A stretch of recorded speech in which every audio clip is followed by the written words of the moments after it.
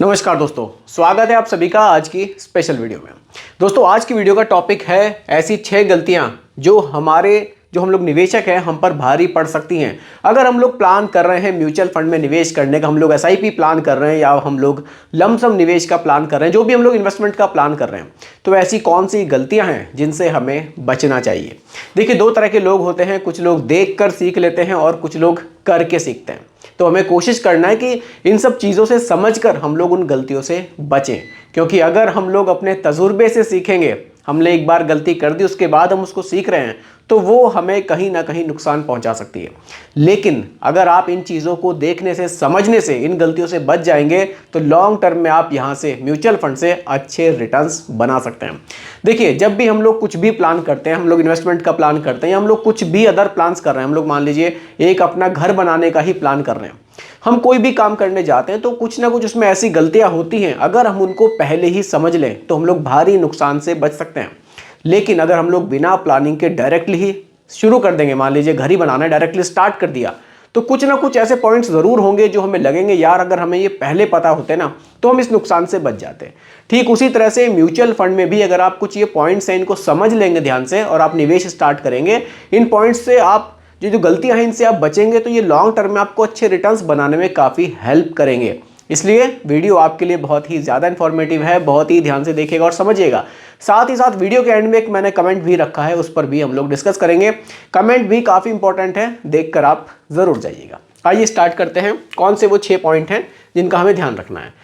बिना रिसर्च किए निवेश करना। देखिए, कुछ चीज़ों से कई बार हम लोग बहुत ज़्यादा प्रभावित हो जाते हैं। जैसे एसआईपी को ही आप एग्जांपल में रख लीजिए। अभी एसआईपी में हम लोग देख रहे हैं कि बहुत बढ़िया बढ़िया रिटर्न्स बनते हैं लॉन्ग टर्म में। अब मुझे बड़ा अच्छा लगा कि यार एसआईपी में रिटर्न्स बहुत शानदार बनते हैं, तो मैं भी एसआईपी करूँगा। सीधा सीधा एकदम एसआईपी में निवेश करना शुरू कर दिया। कौन से म्यूचुअल फंड में निवेश करना है, लार्ज कैप रखना है, मिड कैप रखना है, स्मॉल कैप रखना है, पता ही नहीं है। देखा इसके रिटर्न्स अच्छे हैं, सीधा निवेश कर दिया। लेकिन अगर हमने सही म्यूचुअल फंड का चयन नहीं किया तो ज़रूरी नहीं है कि हमें अच्छे रिटर्न्स मिले। हो सकता है कि हम लॉस में भी चले जाएं। अगर हमने ऐसा म्यूचुअल फंड चूज़ कर लिया जिसका फ्यूचर ही अच्छा नहीं है, जिन सेक्टर्स में वो निवेश कर रहा है उन सेक्टर्स की आगे ग्रोथ के चांसेस ही नहीं है, तो हम लोग ज़रूरी नहीं अच्छे रिटर्न्स बना लें। हो सकता है कि हम कम रिटर्न्स बना पाए या फिर हम नेगेटिव रिटर्न्स पर अटक जाएं। इसीलिए जब भी म्यूचुअल फंड में निवेश स्टार्ट करना है, एसआईपी आपको प्लान करनी है, तो रिसर्च ज़रूर करना है। एक बैलेंस पोर्टफोलियो बनाना है कि कितना मुझे लार्ज कैप रखना है, कितना मुझे मिड कैप रखना है, कितना मुझे स्मॉल कैप रखना है। रिसर्च ज़रूर करना है। पिछले 6 महीने के रिटर्न्स या 1 साल के रिटर्न्स पर बिल्कुल भी डिपेंड नहीं रहना है। कोशिश करनी है उस म्यूचुअल फंड के जितना लंबे टाइम के रिकॉर्ड में देख सकूं, इसकी पास्ट परफॉर्मेंस कैसी है, जब मार्केट में गिरावट आई थी उस समय ये कितना गिरा था, इन सब चीज़ों को देखेंगे, समझेंगे। पास्ट रिटर्न्स पिछले 10-10 साल के हम देखेंगे कि हाँ 10 साल में अच्छे रिटर्न्स दे रहा है, क्योंकि कोरोना टाइम भी गया था और भी कई बार मार्केट में गिरावट आई थी, उसके बावजूद ये रिटर्न्स ठीक ठाक दे रहा है। ऐसे म्यूचुअल फंड को चूज़ करेंगे तो ये आपके लिए ज़्यादा बढ़िया रहेगा। इसलिए बिना रिसर्च के निवेश स्टार्ट बिल्कुल भी नहीं करना है। ठीक है, अगले पॉइंट पर चलते हैं। बीच में एसआईपी को रोक देना या बंद कर देना। देखिए, मान लीजिए आपने एसआईपी में निवेश स्टार्ट किया। एग्जाम्पल के लिए आपने 1000 रुपये की एसआईपी स्टार्ट करी।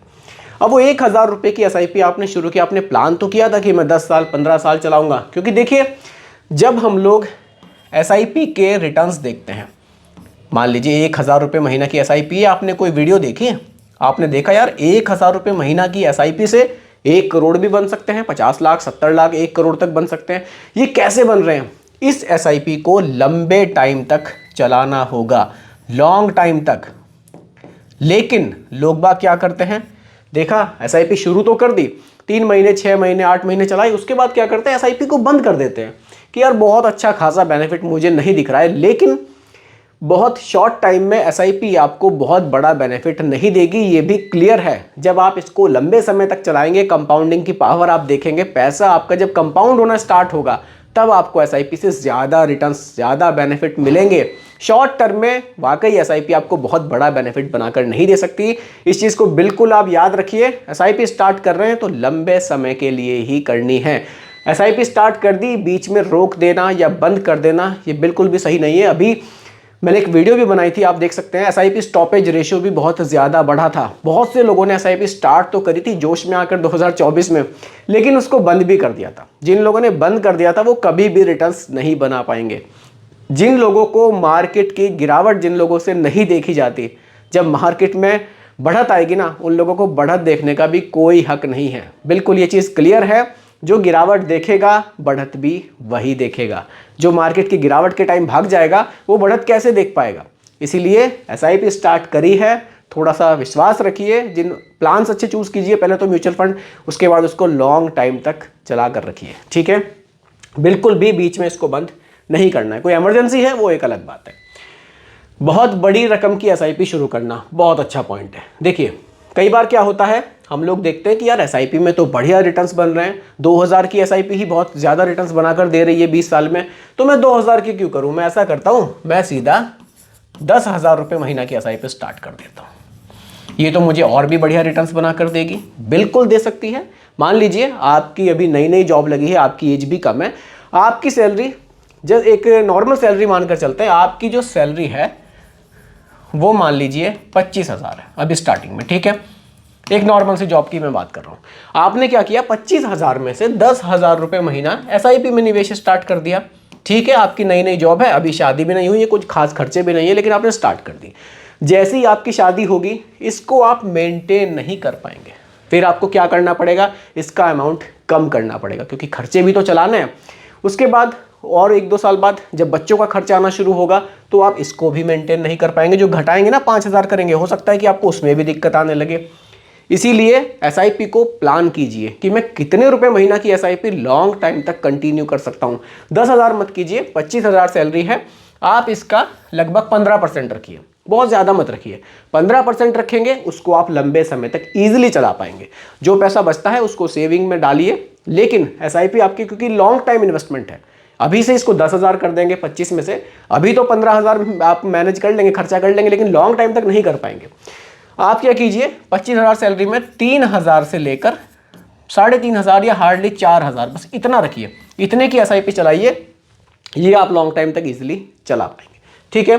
तो इस तरह से आपको ध्यान रखना है। अगला पॉइंट है मार्केट के उतार चढ़ाव से डरना।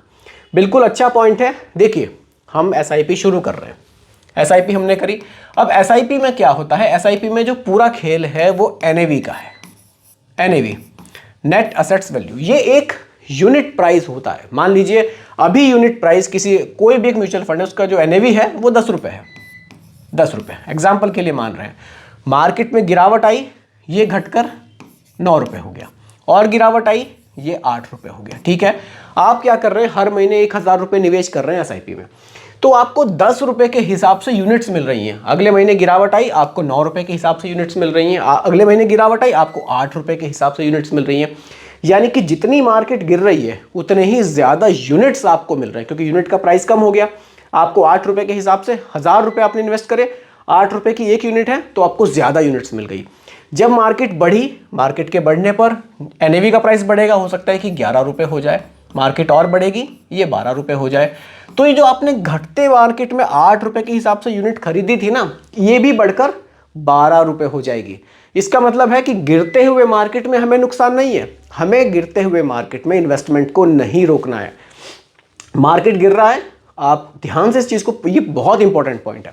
मार्केट गिर रहा है, एनएवी के रेट घट रहे हैं। एनएवी के रेट घटने से क्या होगा, ज़्यादा यूनिट्स हमें मिलेंगी। 1,000 रुपये का ही निवेश है, यूनिट्स हमारी क्वांटिटी बढ़ जाएगी। जितनी ज़्यादा क्वांटिटी होगी, जब एनएवी का रेट बढ़ेगा तो क्या होगा, हमारे सभी यूनिट्स का रेट बढ़ेगा, यानी कि हमारा जो रिटर्न है वो एकदम से बहुत ज़्यादा बढ़ेंगे।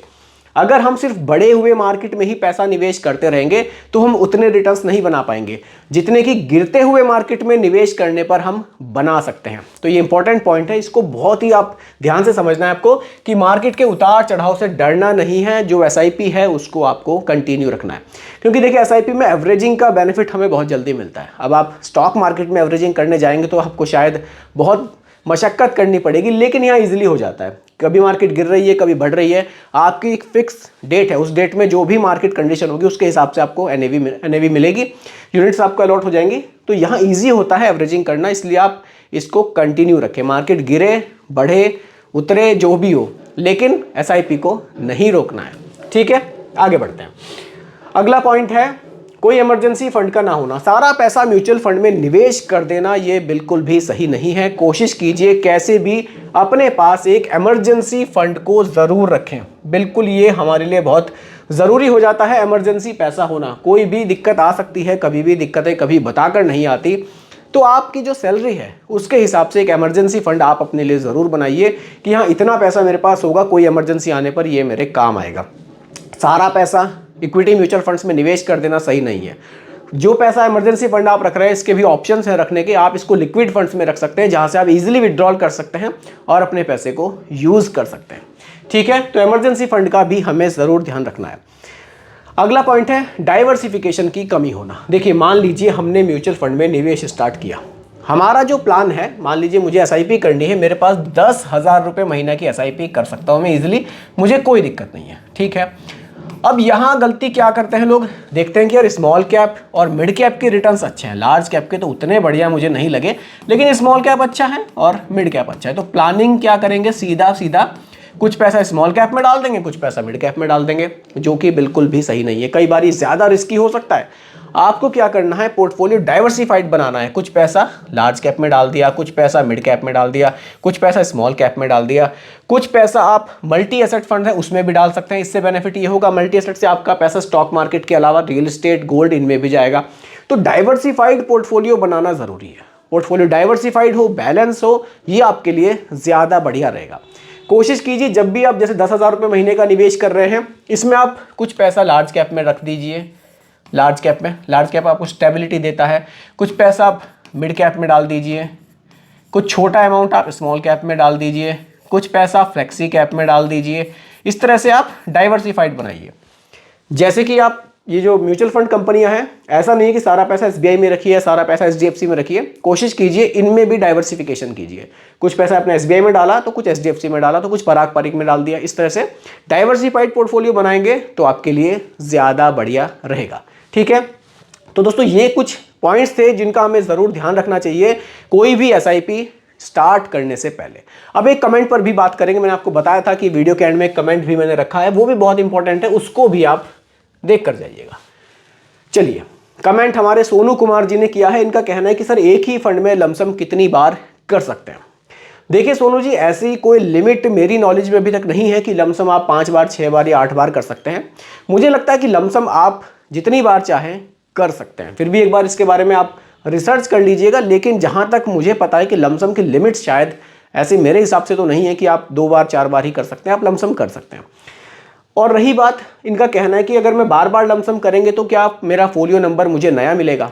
ऐसा नहीं है। अगर आप एक ही म्यूचुअल फंड में निवेश कर रहे हैं, मान लीजिए आप HDFC में निवेश कर रहे हैं, आपने HDFC में 50,000 का लमसम किया है, आपको एक पोर्टफोलियो नंबर, आपका जो फोलियो नंबर होगा वो मिल जाएगा। आपने कुछ टाइम बाद फिर से उसमें 50,000 का लमसम किया तो आपका फोलियो नंबर चेंज नहीं होगा, वो वही रहेगा। ये एक यूनिक नंबर आपको मिलता है। जब आप दूसरा म्यूचुअल फंड लेंगे, दूसरी AMC कंपनी का कोई फंड लेंगे, उसमें जब आप निवेश करेंगे तब आपका फोलियो नंबर आपको नया मिलेगा। ठीक है, अगर आप उसी जगह निवेश करेंगे तो फोलियो नंबर आपका सेम ही रहेगा, इसमें कोई दिक्कत नहीं है। और रही बात आप कितनी बार निवेश करने की लमसम, तो वो भी आप कर सकते हैं, इसमें ऐसी कोई दिक्कत नहीं है। तो दोस्तों ये सोनू कुमार जी का एक कन्फ्यूजन था, इसके रिगार्डिंग इन्होंने मुझे कमेंट किया था। अगर आप लोगों के मन में भी कोई कन्फ्यूजन हो तो आप लोग भी कमेंट मुझे कर सकते हैं, कोई दिक्कत नहीं, आपके कमेंट को भी मैं वीडियो में ज़रूर पिक करूंगा। तो दोस्तों यही आज की वीडियो का टॉपिक था। उम्मीद करता हूं कि टॉपिक आपको पूरी तरह से क्लियर हुआ होगा। फिर भी कोई कन्फ्यूजन हो कमेंट कीजिएगा, रिप्लाई मैं आपको ज़रूर करूंगा। बाकी दोस्तों वीडियो पसंद आई हो लाइक शेयर ज़रूर कीजिएगा, और मेरे चैनल पर अगर आप नए हैं इसको भी सब्सक्राइब आप ज़रूर कीजिएगा। धन्यवाद।